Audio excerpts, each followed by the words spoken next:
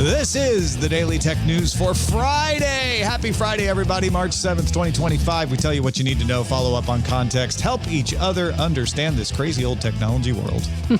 Today, John Croteau, CEO of Python, tells us more about their wearable technologies, and then a little something from your emails. I'm Tom Merritt.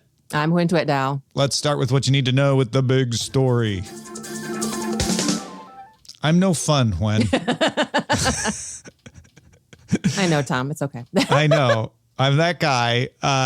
APOC_V posted a story from the Register called Pentagon to Give AI Agents a Role in Decision-Making Ops Planning. And immediately people started making jokes about, AI precision and Doge. And then I wandered in and Debbie Downered the entire party because fortunately, or unfortunately, I guess, depending on your position, this story is not about giving robots guns or building Skynet yet, or even obvious government graft.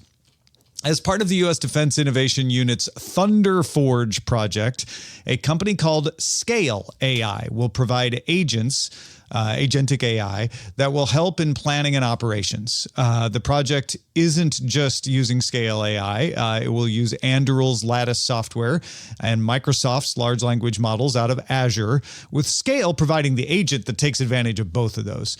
The U.S. Defense Innovation Unit, or DIU, told the Register it will draw on a database of, quote, up-to-date validated information across all classification levels. So they're limiting what information it can give you to reduce things like inaccuracies and hallucination. They want this thing to be really accurate and helpful.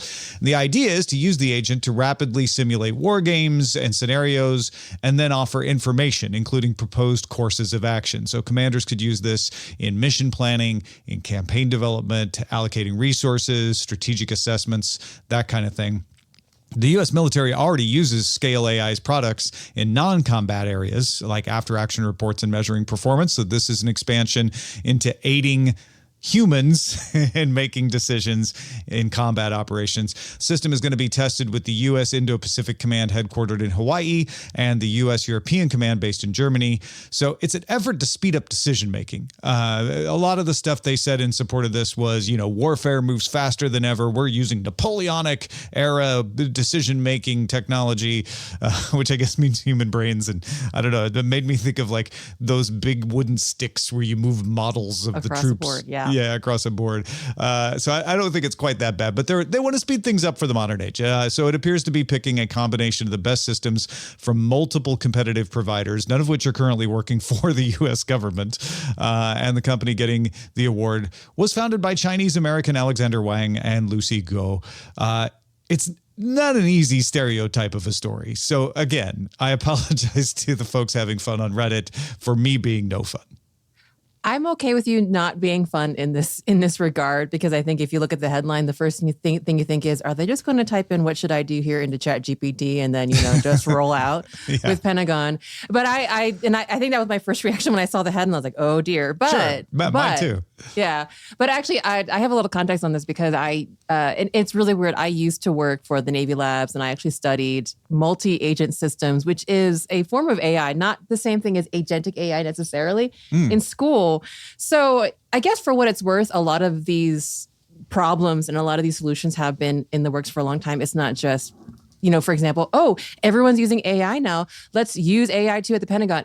These are like long researched, techniques and things like that. And actually, especially the ops thing is very interesting. For example, I think I can say at least this much. When I was in school, one of the problems that I worked on was scheduling, which is basically you have a resource, you have either time or physical slots to put those resources, and you have a bunch of constraints. Those problems can get really, really, really hard. And, AI, different kind of AI-based techniques can be really, really good at helping you solve those problems that a human, sitting at a whiteboard with a lot of markers trying really hard might have a harder time and take a really long time to do. So a lot of these things are just things that people have been working on. So I guess no fun, but also feel better about any existential crises or panics that you're having that we might end up in like a Matthew Broderick war game scenario or something. So, yes. Yeah. Yeah. The only winning move is not to play. Like, that hasn't changed. But still, this is not the, the computer taking over the thermonuclear war game.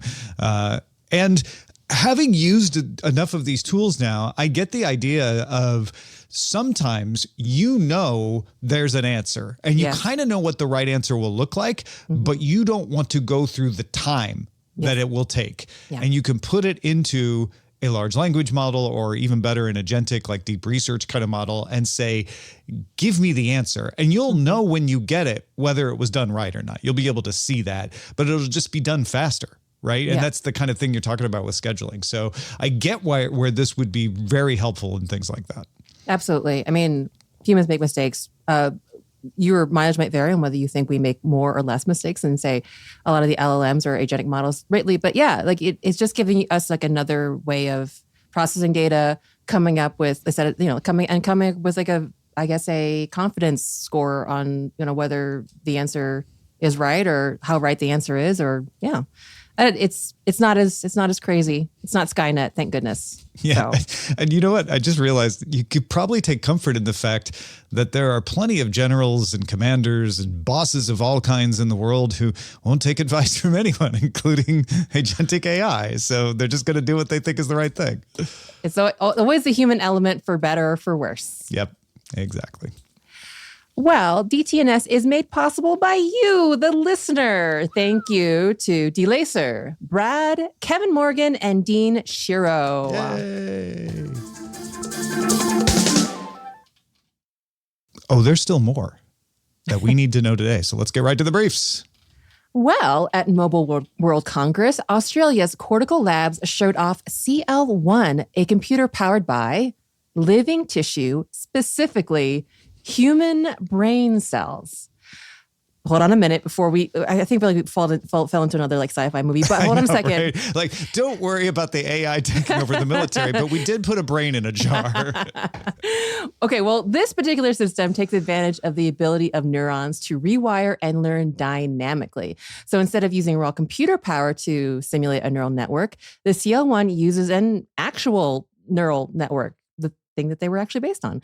The neurons sit on an electrode array, and electric signals strengthen or weaken connections.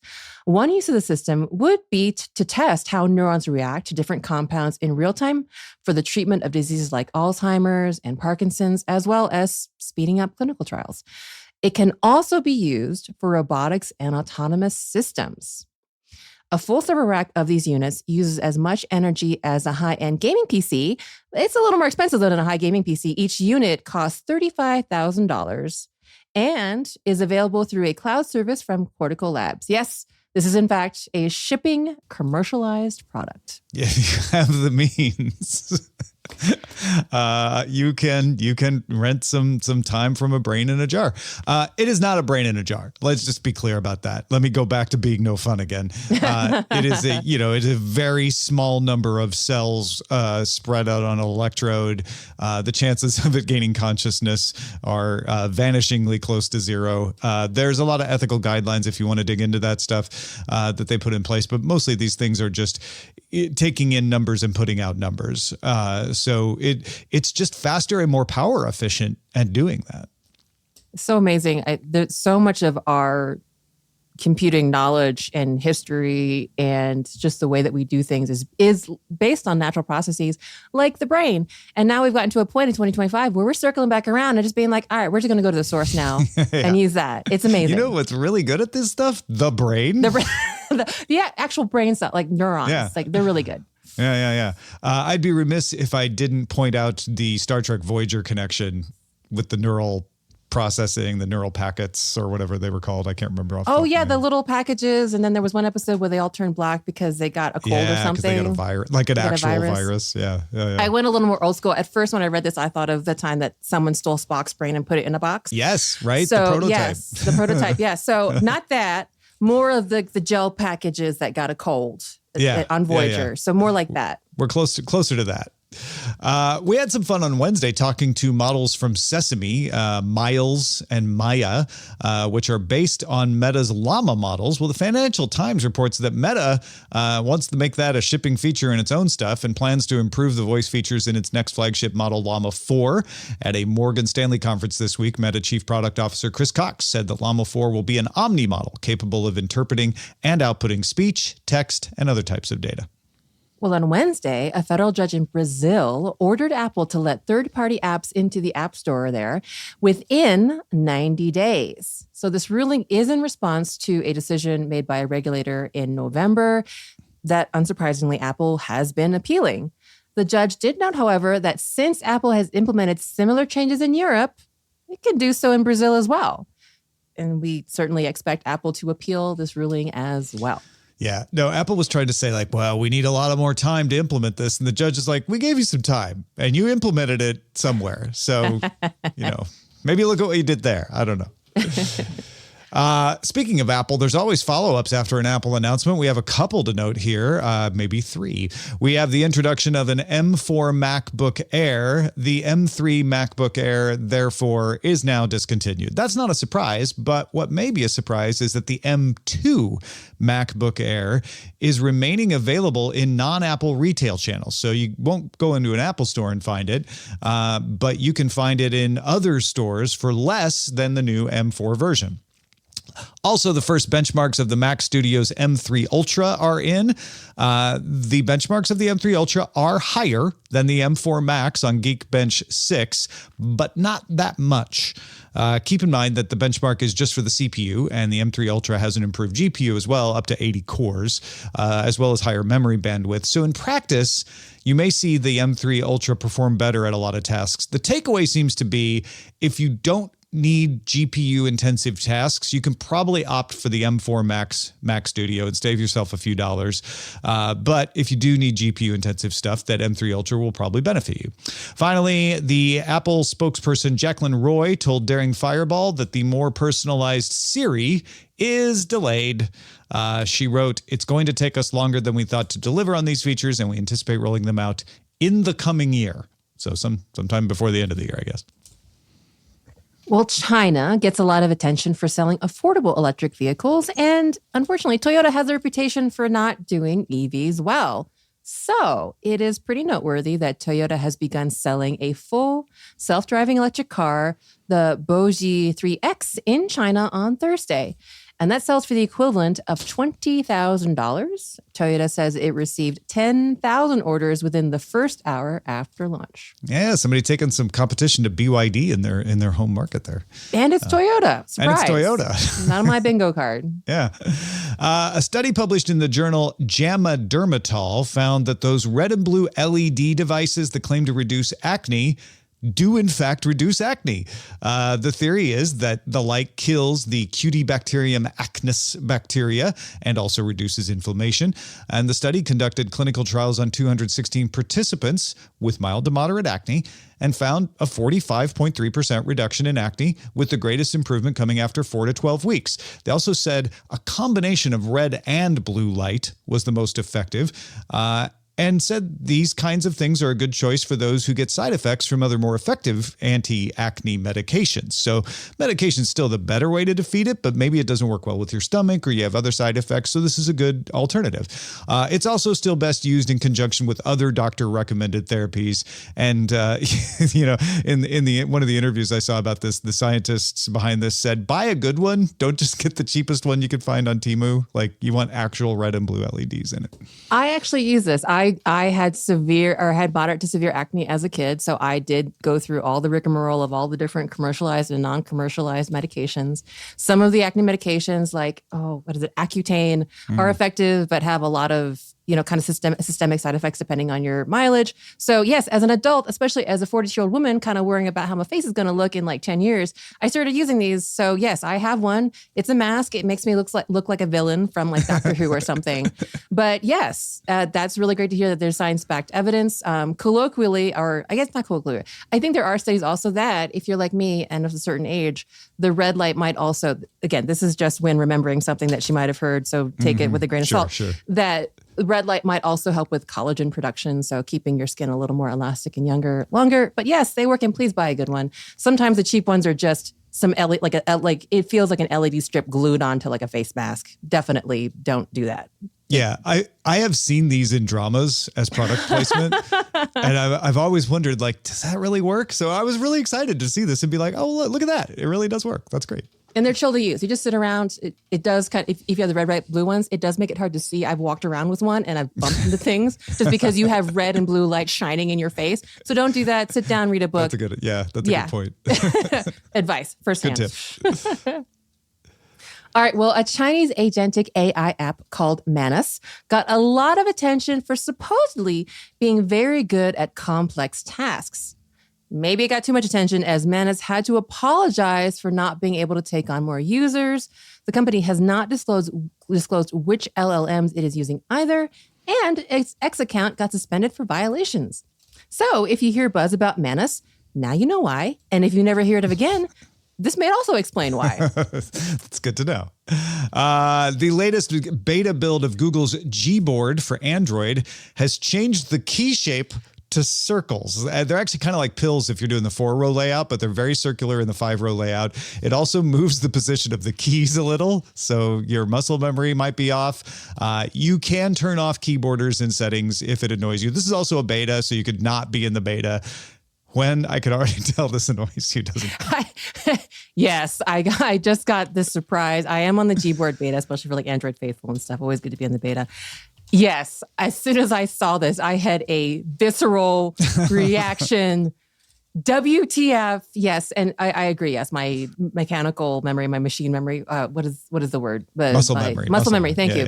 Was completely disrupted. I hate it. Maybe I'm being over dramatic. I hate it.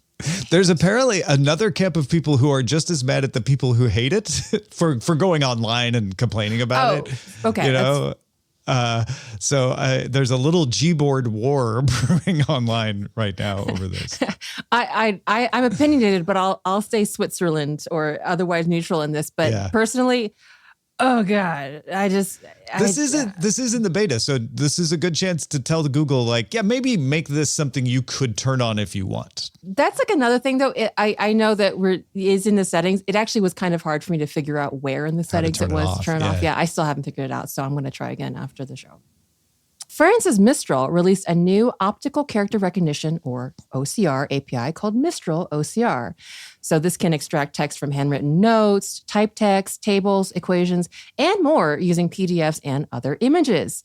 And this it can output text as structured data, making it way easier to search and analyze. In fact, it benchmarks at OCR better than Gemini, Azure, and GPT-4o in all categories. And it's being pitched to businesses that need help turning documentation into structured data useful for generative models to parse.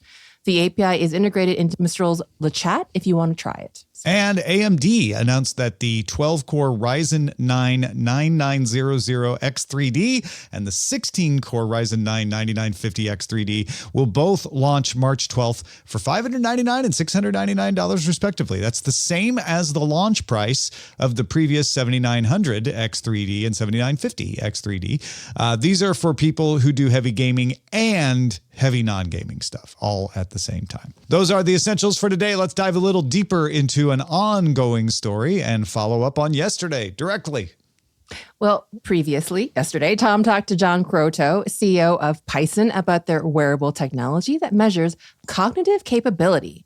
In part 2, we ask him how that works in practice, especially in the world of baseball. So talk to me a little bit about how that works, because I think people can wrap their head around the idea of like, oh, okay, so I can measure endurance or I could measure energy levels, but how do you measure cognition?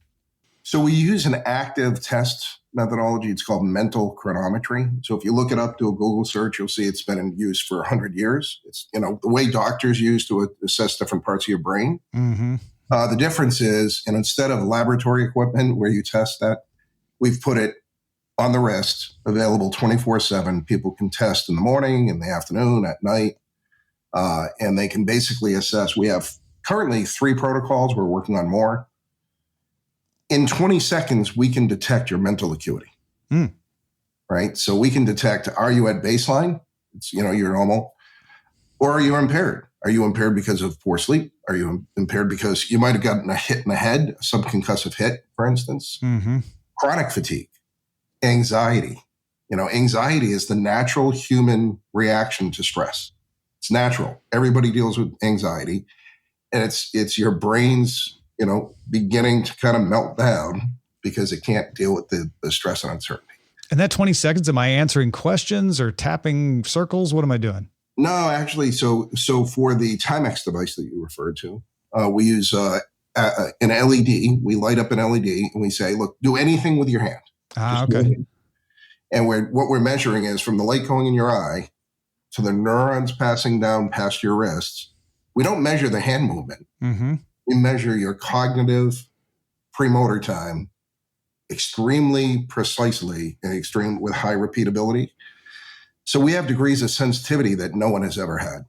While mental chronometry is like 100 years old, the degree of precision and the insights that we're garnering from that are totally new. Fantastic. And obviously, there's some major leaguers using this. It's being used in medicine and health areas. But I know you've got a new announcement regarding prep baseball. Tell me a little bit about that. Yeah, that's a great question. So the reason why we picked baseball, as I started talking about, is it's also a data-driven sport. I mean, sabermetrics, everybody's used to, whether it's exit velocity, spin rate, launch angle. It's a data-driven sport. And we have a new type of data. And that type of data is highly predictive of your baseball capability. So we saw this. We did pilot programs with 5 D1 college programs last spring. And we saw kids that ended up first-round draft picks. In fact, one of them was slated to go number 1. And he went number 7, J.J. Weatherholt, who's a brand ambassador for us. And his cognitive scores were just off the chart. So it's kind of intuitively obvious. If you can react and make the right decision quickly, it's indicative that you're going to do pretty well in baseball. Yeah, Weatherholt is who Derek Gould was interviewing on that podcast I mentioned, and he seemed pretty pleased with what he's getting from it. Oh, he crushed it. He was a power user last spring, and we learned a lot from him, to be honest. And so with PBR, to get back to your question, yeah. So prep baseball is like one of the premier scouting services in the U.S. And what we're announcing on Tuesdays is that they're incorporating our test methodology into the scouting services. So now scouts and college recruiters will get access to the players' cognitive scores and be able to track those through the recruiting window. Because there are certain aspects that are kind of innate in your neurocognitive capability, neurophysiological limits. There are other things that you can develop. And there was a study done 20 years ago in Japan that we basically emulated that shows that with baseball training, you can improve your decision-making ability, and we can track that. So that predictive capability, I mean, we had college coaches and major league coaches, using the term Moneyball 2.0, mm-hmm. which is not inaccurate, because if you can pick a Weatherholtz out of a stack of, a lot of elite athletes, that's a big deal in the sport. Yeah, it's. I mean, like you said, this sport has been built on stats. From batting average and ERA up to wins above replacement, and this is the next the next evolution of that. Would you call it the sixth tool? Well, that's exactly the term we're using. In fact, baseball people talk about the mental game. Well, we're quantifying the mental game, right? And when you say mental game, it's you have good days and bad days. It's not like you're always the same. And that's when you start getting into the methodology and the regimens that coaches are putting in place. You can have a player like we have a brand ambassador, Anthony Alfredo, who's a NASCAR driver. He realized he can predict when he's getting sick. His cognitive scores drop a day before. Mm-hmm. In the sport of NASCAR racing, that's a big deal. Sure. That's accidents. That's safety. That's so it's fairly profound for anybody who uses their brain to be able to track and have actionable data insights into their current, cognitive state. Any given day, any given time.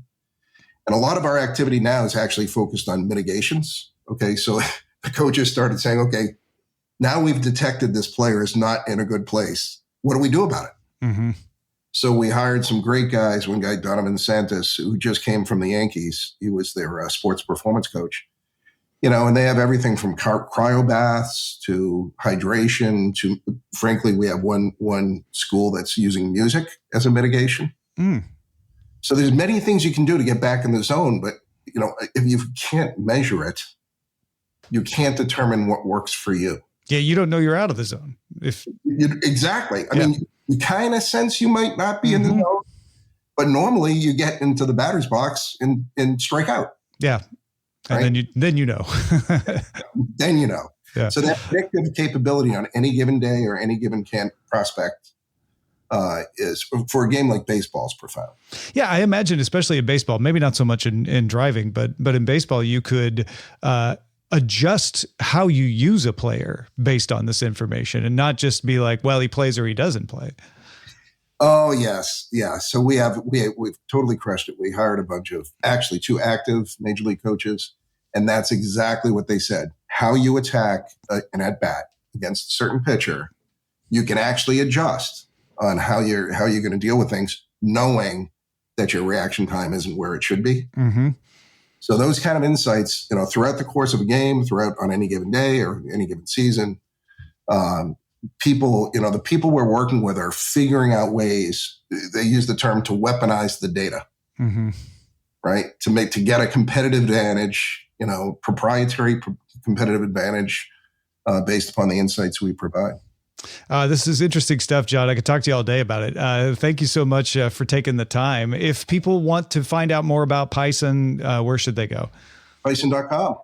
Easy enough. Thanks so much, man. Thank you, sir. If you have a thought about something on the show but don't know our email address, let me tell you our email address. It is, got a pen? feedback@dailytechnewsshow.com. We end every episode of DTNS with some shared wisdom.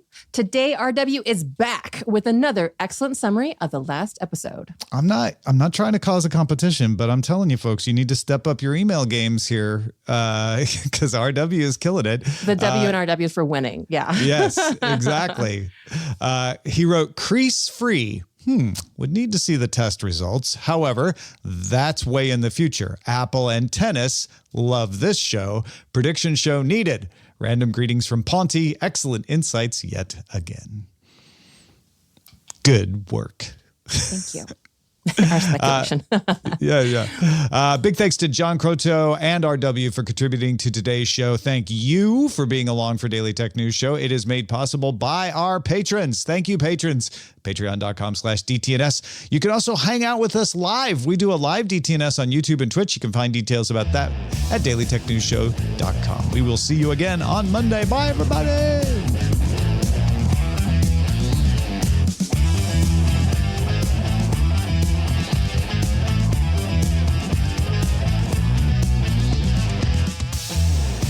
This week's episodes of Daily Tech News Show Briefing were created by the following people. Host, producer, and writer Tom Merritt. Host and writer Jason Howell. Co-host Rob Dunwood. Co-host Jen Cutter. Co-host Huyen Dao. Producer Anthony Lemos. Producer Roger Chang. Editor Hammond Chamberlain. Editor Victor Bognot. Science correspondent Dr. Nikki Ackermans. Social media producer and moderator Zoe Detterding. Our mods, Beatmaster W. Scottus 1. BioCow. Captain Kipper. Steve Guadarrama. Paul Reese. Matthew J. Stevens, a.k.a. Gadget Virtuoso, and J.D. Galloway.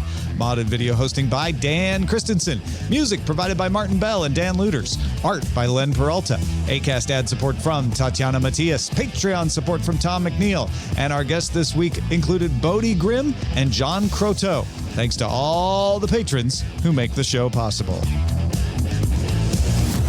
This show is part of the Frog Pants Network. Get more at frogpants.com. Diamond Club hopes you have enjoyed this program.